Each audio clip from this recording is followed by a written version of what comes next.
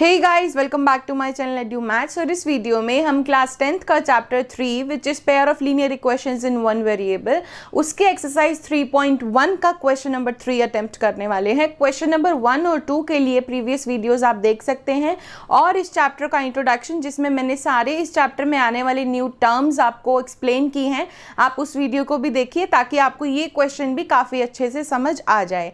तो आप प्लेलिस्ट पे क्लिक करेंगे, जब मैं ऊपर आई बटन पे लिंक डाल दूंगी, प्लेलिस्ट पे जब आप क्लिक करेंगे तो वो पूरी प्लेलिस्ट आपके पास आ जाएगी जिसमें चैप्टर 3 होगा। और if you are the student of class 6, 7th, 8th और 9th, ऊपर आप आई बटन चेक करेंगे तो वहाँ पे आपको हर एक क्लास के लिए प्लेलिस्ट मिल जाएगी जिसमें आपको हर क्लास के लिए मैथमेटिक्स के चैप्टर्स मिल जाएंगे। So let's get into the video.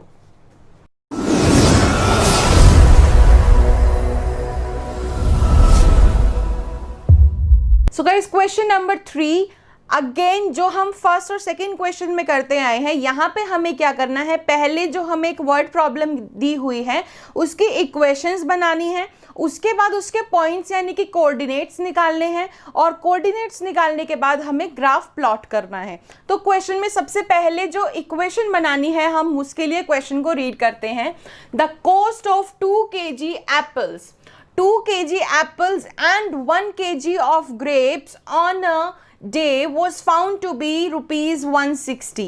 यानी कि एक दिन की बात बताई जा रही है कि एक दिन 2 किलो एप्पल, 2 kg एप्पल और 1 kg ग्रेप, तीनों को मिला के यानी 3 किलो चीज़ें हो गई, तीनों को मिला के 160 रुपीज़ का वो हमें पड़ा।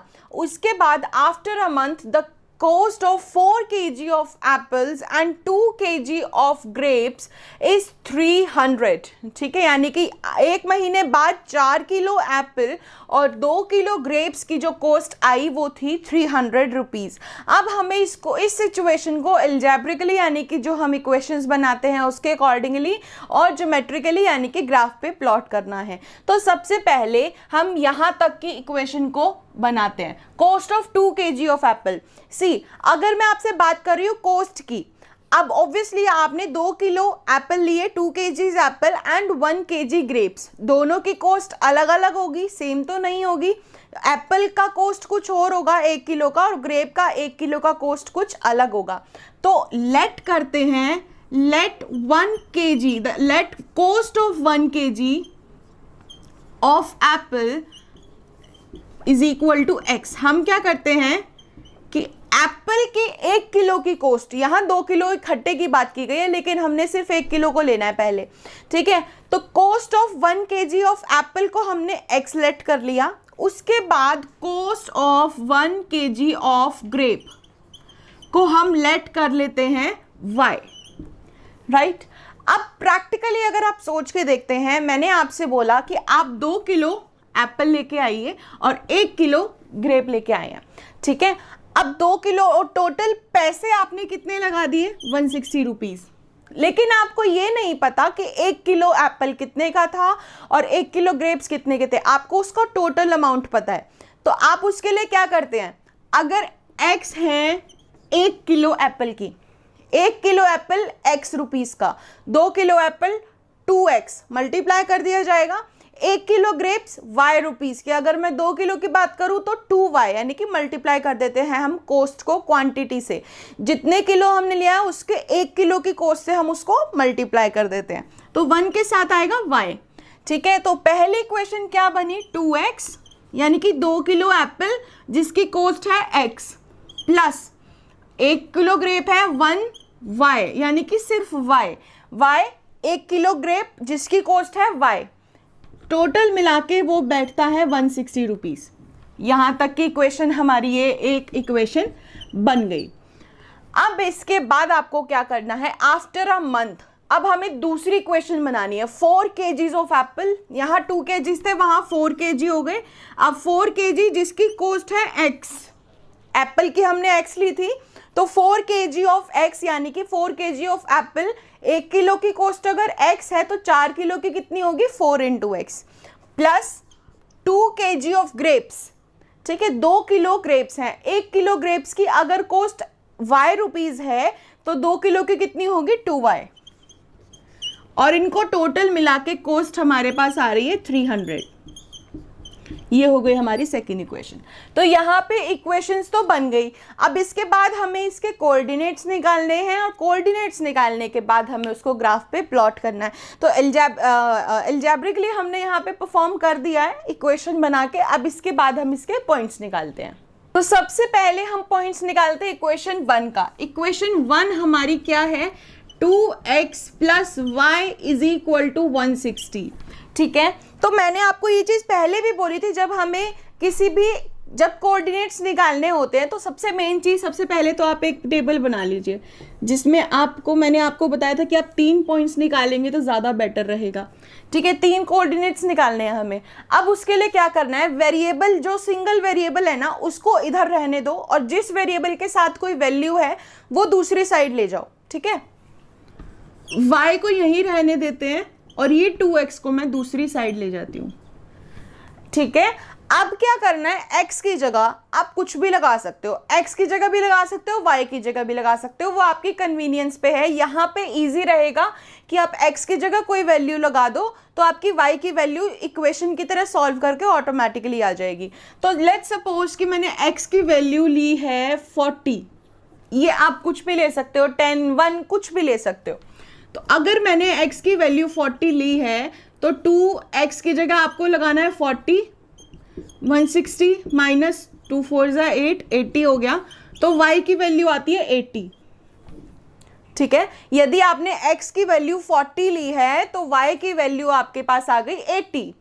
अब लेट सपोज मैं x को 50 लेट कर लेती हूँ। अब मैं यहीं पे करके दिखा रही हूँ आपको। 2 5 10, ये हो गया 100, 160 माइनस 100 इज 60। तो जब मैं x की वैल्यू 50 लेती हूँ तो y की वैल्यू कितनी आती है, 60। ठीक है, लेट्स नाउ सपोज x की वैल्यू 60। ठीक है, 2 6 12, 160 माइनस 120 इज 40। तो y की वैल्यू आती है 40। ठीक है, ये मैंने एक ही पे कर दिया क्योंकि दूसरी क्वेश्चन भी मैं आपको इसी पेज पे दिखाना चाहती हूँ। ठीक है, तो क्या किया मैंने, 2x को ले गई दूसरी साइड, 2x को दूसरी साइड ले जाने के बाद अब यहाँ x की जगह मैंने बड़ी टर्म इसलिए ली है क्योंकि अगर मैं 1 2 3 लेती तो y की वैल्यू काफ़ी बड़ी आ जाती। जस्ट फॉर एन एग्जाम्पल, मान लीजिए अगर मैं 2 की x की जगह 1 ले रही हूँ तो देखिए 160 माइनस 2, तो ये आंसर आता हमारा 158, जो कि काफ़ी बड़ा हो जाता। तो हमें ग्राफ प्लॉटिंग में थोड़ी सी डिफ़िकल्टी आती, इसलिए मैंने इस तरीके से नहीं लिया है और इसको इस तरीके से किया है, बड़ी टर्म ली है, जीरोस में लिया है ताकि ग्राफ में प्लॉटिंग में दिक्कत ना हो। अब एक इक्वेशन के पॉइंट्स आ गए और मैंने इसी में आपको दिखाया है x की जगह बदल बदल के। अब let's come to the second वाली equation. Second equation is 4x + 2y = 300। अब मैंने आपको ये चीज़ एक बार और पहले भी वीडियोस में बताया है कि जब इक्वेशन में आपको कुछ चीज़ कॉमन नज़र आ रही है तो आप उसको कॉमन करके हटा दीजिए। कैसे, 4 2 के टेबल 2 से डिवाइड होता है, 2 ऑब्वियसली 2 ही है, 300 के भी 2 के टेबल से डिवाइड होता है, 2 से डिवाइड होता है। तो यहाँ पे हम क्या करते हैं, यहाँ से भी 2 कॉमन ले लेते हैं। 2 के टेबल में 4 आता है 2 पे, तो अंदर बच गया 2x और 2 बाहर ले लिया, यहाँ बचा y। दूसरी साइड भी 2 कॉमन ले लिया, अब 150 आएगा बाहर। अगर हम 300 को 2 से डिवाइड करते हैं तो 150 आएगा। अब ये 2 से ये वाला 2 कैंसिल हो जाता है। ठीक है, दोनों साइड सिमिलर चीज़ें हैं, मल्टीप्लिकेशन में तो कैंसिल हो सकती हैं। अब आपके पास इक्वेशन क्या बची, 2x + y = 150। क्लियर हुआ? ठीक है, अगर आप इससे भी करते हो तो भी कोई प्रॉब्लम नहीं है, लेकिन अगर आप इक्वेशन को सिंपल बना लेते हैं तो आप ही के लिए क्वेश्चन को सॉल्व करना इजी हो जाता है। तो मैंने यहाँ पे क्या किया है, इक्वेशन को सिंपल बना लिया, उसमें से 2 कॉमन लेके। अब यहाँ पे देखोगे y अगेन अकेला आ गया है, तो मैंने क्या किया, y = ये जो 2x है ये यहाँ से जाके मल्टीप्लाई कर दिया, जो कि आ गया y = 150 - 2x। राइट, अब हमें इस इक्वेशन में x की जगह कुछ भी लगा के देखना है अपनी मर्जी से। तो मैं दूसरी इक्वेशन के लिए यहाँ पे टेबल बना देती हूँ। ठीक है, बहुत रफ है बट लेट इट बी। तो x की जगह सपोज पहले मैं अगेन 30 लेके देख लेती हूँ। ठीक है, 30 या 40 कुछ भी ले सकते थे। y = 150 - 2x है, x की जगह मैंने लिया 30। ठीक है, 150 - 2 3 = 6, और जब 150 में से 60 माइनस करेंगे आंसर आएगा 90। ठीक है। अब मैं दूसरी टर्म में x की जगह ले लेती हूँ 40, 2 4 जा 8। अब जब आप इसको माइनस करेंगे तो 15 माइनस 8 इज 7, ठीक है। तो x की वैल्यू मैंने 40 ली तो y की आ गई 70, क्लियर है। इसके बाद अब मैं x की जगह ले लेती हूँ 50, यहाँ मैंने x की जगह 50 लिख दिया और इसको इरेज करके मैं 100 कर देती हूँ।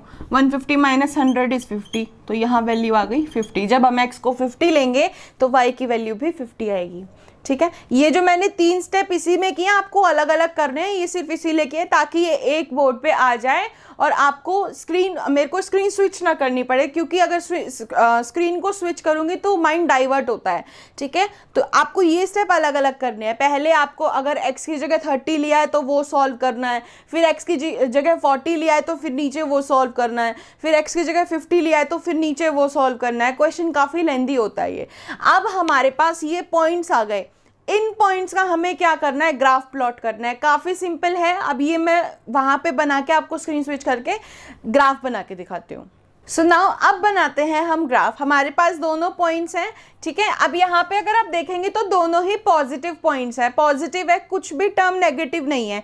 एक्स एक्सिस पे भी टर्म नेगेटिव में नहीं है, यहाँ भी दूसरी क्वेश्चन में भी नेगेटिव नहीं है। तो हम नेगेटिव वाले सेक्शन को स्किप करते हैं और सिर्फ पॉजिटिव सेक्शन बनाते हैं, ठीक है। I hope it will be visible to you. यहाँ पे ऑरिजिन विच इज 0, ये Y axis, this one is let me draw this little word here.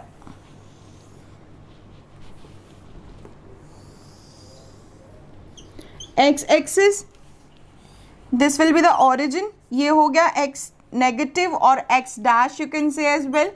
ये हो गया y डैश। यहाँ नेगेटिव टर्म्स आती हैं जिसकी हमें रिक्वायरमेंट नहीं है तो हम नहीं बना रहे अभी, लेकिन हाँ ऐसा नहीं है खाली छोड़ना, आपको ऐसा बनाना ज़रूर है।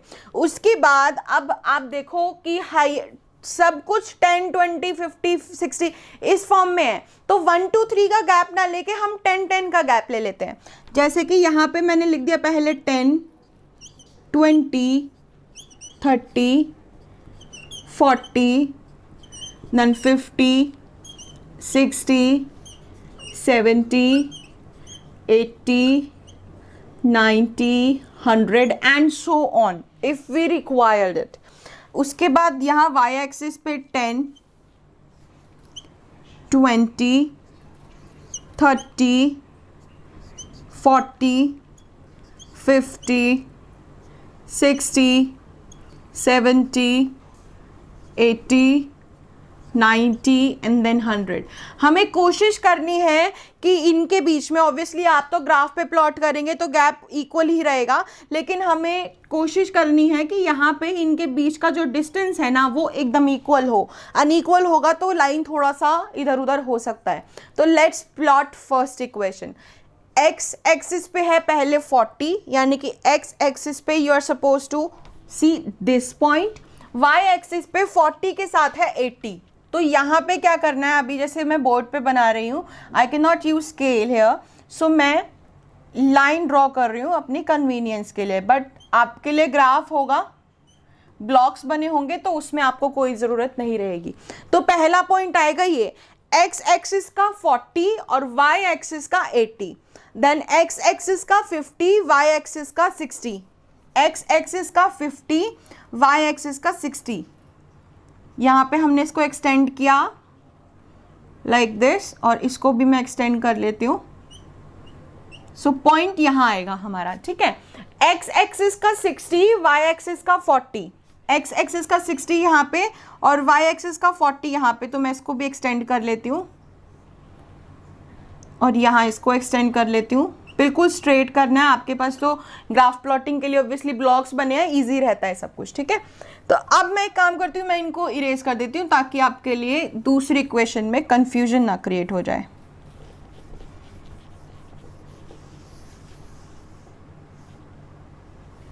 और ये 3 पॉइंट्स अब मेरे रिक्वायर्ड पॉइंट्स हैं जो मैंने अभी ग्राफ के थ्रू, इक्वेशन के थ्रू प्लॉट किए हैं।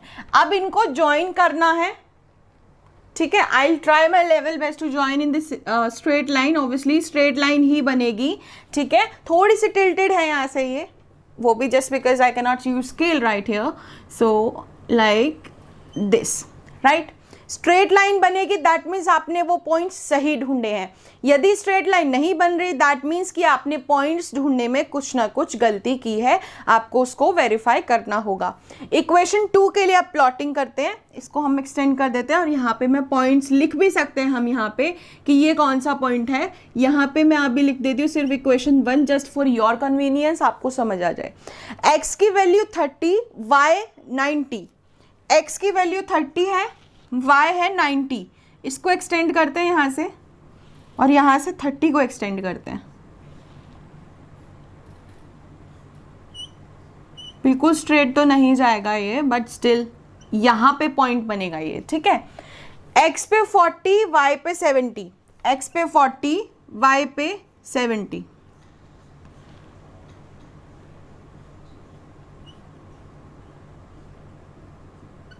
ये पॉइंट बनेगा यहाँ पे। x पे 50, y पे भी 50, x पे 50 और y पे भी 50 ही बनेगा। इसको एक्सटेंड कीजिए और ये पॉइंट बनेगा यहाँ पे, ठीक है। अब मैं इनको इरेज कर देती हूँ ताकि आपको कंफ्यूजन ना हो कि पॉइंट्स कौन सा है। So this is our required points, this one and this one. और अगर आप, ये लाइन थोड़ी टेढ़ी है लाइक दिस, अगर आप इन्हें भी ज्वाइन करोगे, ये पॉइंट समहाउ हियर बनेगा। सो आपको ये ज्वाइन करना है लाइक दिस, और ये points just because of the scale problem आ गया है, अदरवाइज ये पॉइंट्स बिल्कुल स्ट्रेट बनते लाइक दिस। और ये दोनों लाइन आपस में ना पैरेलल आएंगी, आप बना के देखना, ये लाइन पैरेलल ही आएंगी।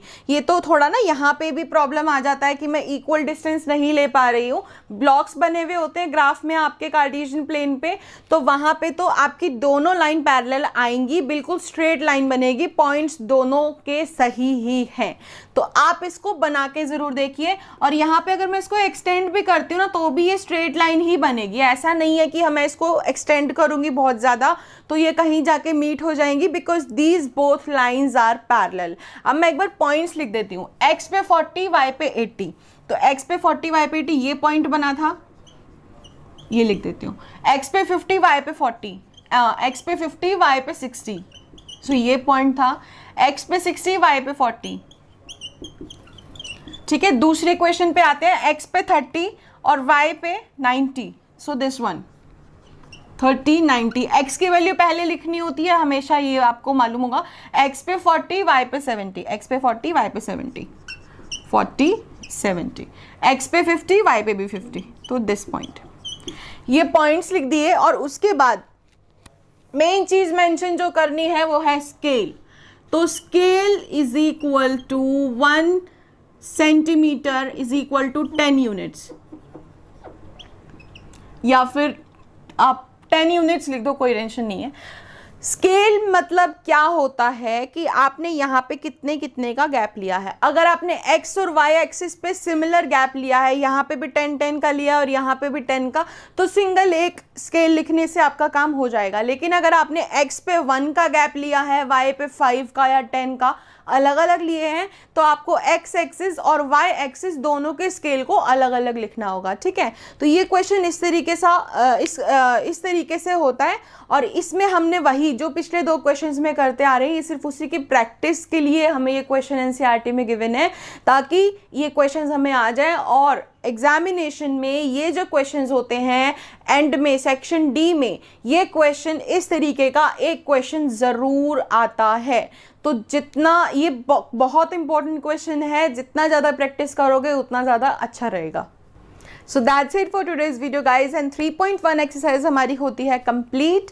नेक्स्ट जो 10th क्लास की वीडियो आएगी उसमें हम स्टार्ट करेंगे 3.2। एंड अगर आपने इस चैनल को अभी तक सब्सक्राइब नहीं किया है तो सब्सक्राइब कीजिए, जो नीचे रेड बटन है इसको क्लिक कीजिए और इस चैनल को सब्सक्राइब कीजिए और बेल आइकन को हिट कीजिए ताकि आपके पास नोटिफिकेशंस आती रहें। और टाइम थोड़ा शिफ्ट किया है, पहले मैं मॉर्निंग में पोस्ट किया करती थी, but I try my level best to post in the morning, but due to the time being so busy, इसलिए अब मैं थोड़ा टाइम के लिए शाम को पोस्ट करूँगी और आपके पास वीडियो 8 बजे तक आपके पास आ जाएगा। So that's it for today's video guys, and do like, subscribe and share my channel. Thank you.